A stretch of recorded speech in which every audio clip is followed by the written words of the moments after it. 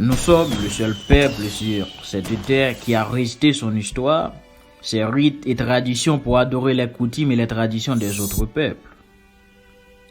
Nous sommes un peuple en perdition qui ne croit en son génie que lorsqu'il est reconnu par les autres.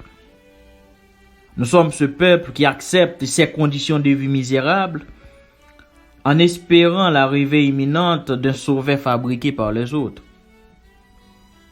Nous sommes ce peuple qui ne pense plus par lui-même, ne mange plus les fruits de sa terre et dénigre systématiquement sa culture pour singer la culture des autres.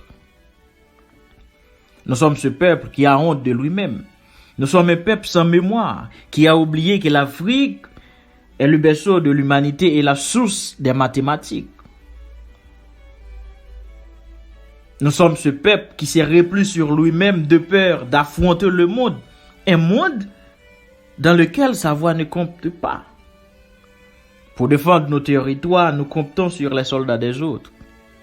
Pour soigner nos malades, nous utilisons les médicaments fabriqués par les autres. Pour éduquer nos enfants, les manuels scolaires et les livres sont écrits par les autres. Même notre histoire a été réécrite par les autres. Pour consommer de l'eau potable, nous avons recours aux compagnies des autres alors que nos terres regorgent des sources d'eau pure. Vous voyez, pour exploiter nos richesses naturelles, nous ne pouvons pas nous passer des autres. Pour choisir nos dirigeants, il faut venir s'agenouiller chez les autres. Donc le problème, ce n'est pas l'autre. Le problème, c'est nous-mêmes. L'Haïtien doit se réapproprier de sa dignité et de son identité pour prendre en main son destin. Les autres se battent pour eux-mêmes. Lorsqu'il se déclenche une guerre sur nos terres, vous croyez c'est pour vous? Non, souvent c'est pour défendre les intérêts de leur peuple.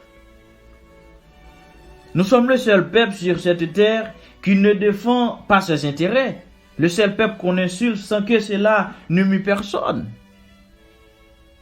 Nous sommes ce peuple qui, pour préserver les privilèges d'une minorité loyaliste, entre en guerre civile avec les armes fournies par les autres. Personne ne fera notre bien malgré nous. Au crépuscule de sa vie, Nelson Mandela a déclaré que ce qui se fait pour nous, sans nous, est fait contre nous. Donc, méditons et arrêtez de nous lamenter. Il faut réagir.